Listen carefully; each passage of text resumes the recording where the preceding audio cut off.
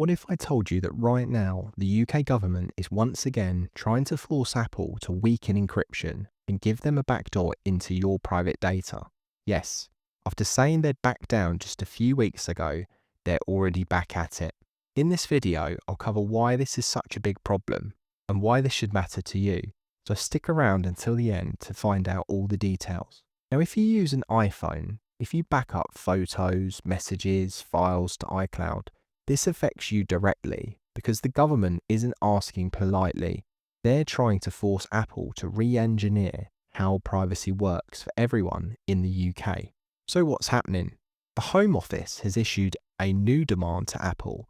They want access to encrypted iCloud backups specifically for UK users. In plain English, they're asking Apple to build a secret key that lets government officials get into your data whenever they want. Now, Apple, as usual, is pushing back. They're saying, if you break encryption for one country, you've broken it everywhere.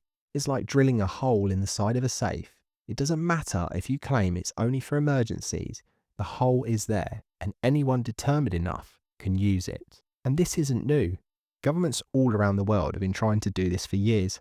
Back in 2016, the FBI tried to force Apple to unlock an iPhone. Apple refused, saying that if they created a backdoor once, they'd never be able to guarantee security again. WhatsApp and Signal, on the other hand, threatened to pull out of the UK if backdoors are mandated under any regulations such as the Online Safety Act or the Investigatory Powers Act. They said they simply can't guarantee private messaging if the government can force them to read your chats. And again, here in Britain, the Investigatory Powers Act, named the Snoopers Charter, has already given authorities sweeping surveillance powers, but clearly they want to go further.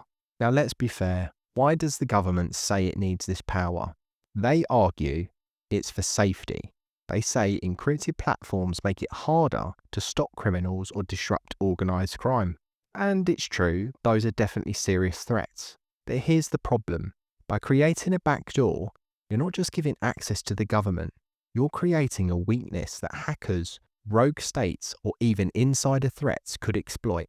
And let's not forget, governments don't have the best track record when it comes to keeping data safe themselves. We've seen leaks from the NSA detailing how they spied on ordinary people on a massive scale.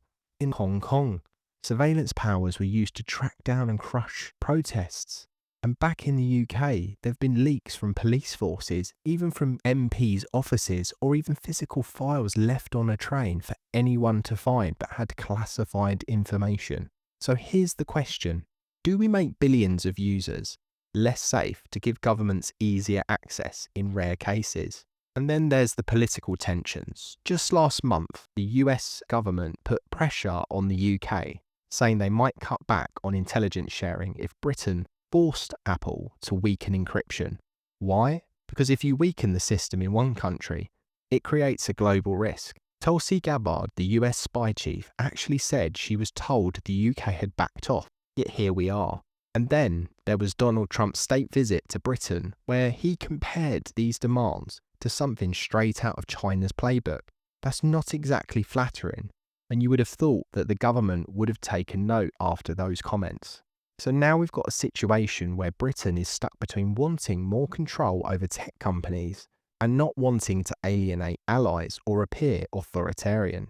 Now here's where things get really concerning. On their own, the Investigatory Powers Act, known as the Snoopers Charter, and the Online Safety Act are already very controversial. But put them together and you have a cocktail of surveillance powers that could let the government not just monitor people, but actively control what they can say, share, and even think online.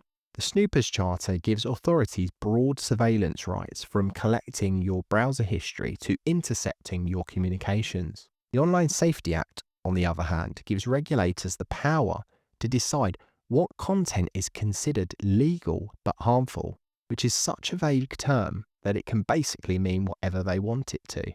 Combine those and you've got infrastructure to silence dissent. Imagine you speak out against government policy. Under the Online Safety Act, your content can be removed. Under the Snoopers Charter, your messages, emails, and calls can be tracked. And if Apple is forced to build a backdoor, the government suddenly has the ability to cross-reference all of that with your private data. This isn't about stopping a criminal that's in a basement. This is about total control, the power to force compliance, the ability to make people self-censor because they know the state could be watching. And once you have that level of power in the hands of government, do you really think that it stops there? Or do they push it further into protests, journalism, even ordinary people who don't toe the line? We've already started to see examples of this with Wikipedia fighting back with legal action and losing, and local councils blatantly using these laws to block journalists from reporting headlines they don't like. That's the slippery slope we're on. Now let's bring this back to you for a second, because around half of UK adults use an iPhone. That's roughly 27 million people. If you're one of them, the data you back up, your WhatsApp chats, your photos, even documents and financial details could be all accessible if these rules go through and any ongoing legal battles are lost. And remember, Apple already disabled its advanced data protection feature in the UK earlier this year under government pressure. That means right now your iCloud data isn't fully end-to-end encrypted like it is in the US. That's already a huge compromise. Who would have thought that the US would have tighter privacy laws than the UK? This isn't a maybe someday problem. It's happening in real time right in front of us. And the bigger issue is if Apple caves here, it sets a precedent. What happens when India, China, Russia, or even the EU say, well, you've done it for the UK, so do it for us? And it doesn't stop at your iCloud backups. It could easily extend to iMessage, FaceTime, even your banking apps. The line between security and surveillance gets blurred very quickly. Critics say the government is dressing this up as protecting people, but in reality, it's mass surveillance by the back door. And once privacy is gone, you simply don't get it back. The question is simple. Should governments ever have the right to force companies to break encryption? Or is this one step closer to a surveillance state where ordinary citizens lose their right to privacy forever? I'd love to know what you think. Drop your thoughts in the comments because this is a debate that's only going to get louder. And if you found this video useful, then please like and hit subscribe because I'll be covering more on this topic with further developments in the future and others like it. We need to keep shining a light on all of these important issues because if we don't, then these things will continue to happen and our voices won't be heard. Thanks for watching, stay safe, and I'll catch you in the next one.